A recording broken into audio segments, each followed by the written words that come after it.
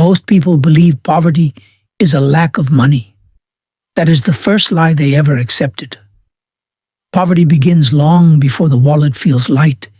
It begins in the mind, in invisible agreements made with fear, with limitation, with inherited beliefs passed down like broken heirlooms. You can work from sunrise to midnight, exhaust your body, sacrifice your health, and still remain poor, because effort without elevation of thought only deepens the same hole. Look closely at the world, and you will notice a disturbing pattern. The hardest workers are rarely the wealthiest. The most exhausted are often the least rewarded. This is not injustice. This is law. The same universal law Napoleon Hill studied for decades while interviewing Carnegie, Edison, Ford, and the architects of empires. Money does not respond to desperation. Opportunity does not obey fatigue. Life does not reward struggle. It rewards alignment. Thomas Edison failed thousands of times, yet never considered himself a struggling man. He was experimenting with expectation, not begging reality for mercy. Henry Ford did not outwork his competitors. He outthought them. He understood that the mind is the factory, and the world is merely the warehouse that delivers what the factory produces. Most people wake up already defeated. Their first thought is obligation, not intention. Survival, not vision. They ask, what do I have to do today? Instead of, who must I become today? And so they trade hours for wages, sweat for security, and call it responsibility, while silently resenting the life they are building. This is how mental poverty hides. It disguises itself as humility, as realism, as being practical.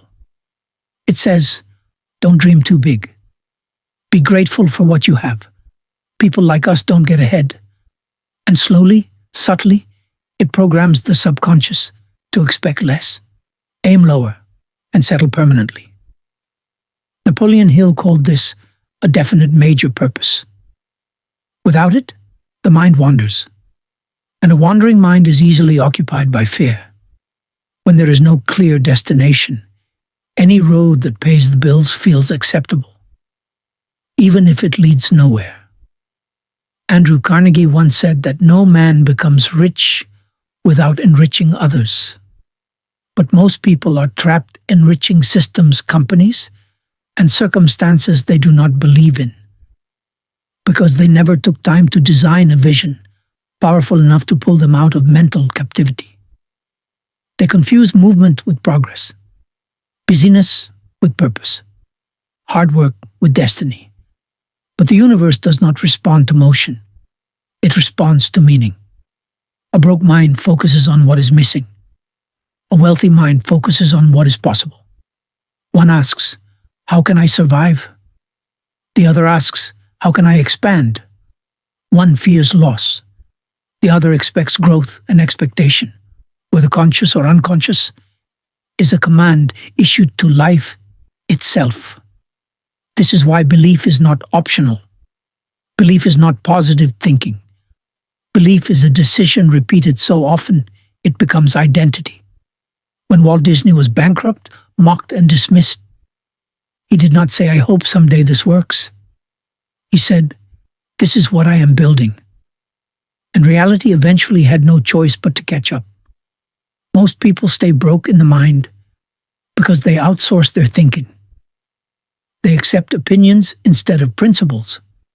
They inherit doubts they never questioned. They obey fear because it sounds like common sense. And slowly, the imagination, once limitless in childhood, atrophies into routine. Yet every breakthrough in human history began as an unreasonable idea in the mind of someone who refused to think. Like the crowd, Lincoln educated himself by candlelight when books were scarce. Rockefeller trained his mind to see systems where others saw chaos. They did not wait for permission from circumstances. They commanded their inner world. First, Discipline is where the separation becomes visible. Not discipline of punishment, but discipline of direction.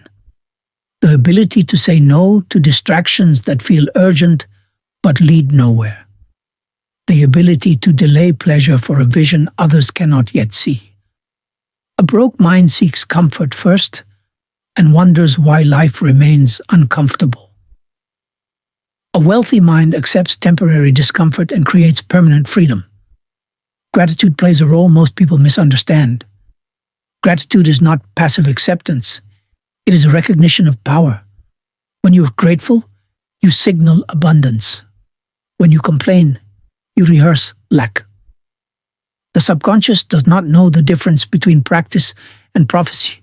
It only knows repetition. And resilience is the tax paid by those who refuse to think small. Failure is not proof you are wrong. It is proof you are stretching beyond old limits. Edison failed publicly. Ford went bankrupt. Disney was told he lacked imagination.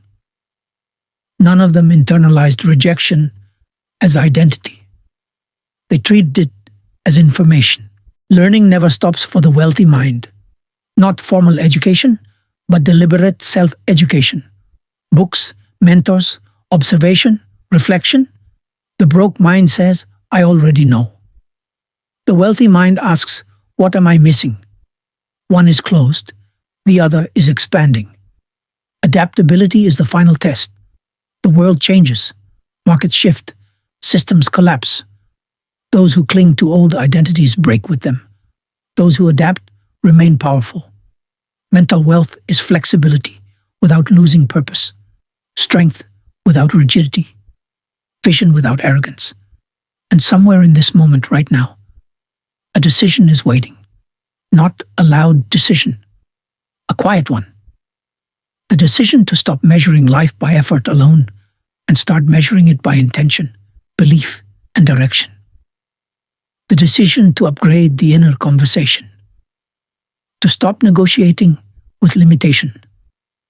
To finally accept that the mind you operate from today is building the life you will live tomorrow.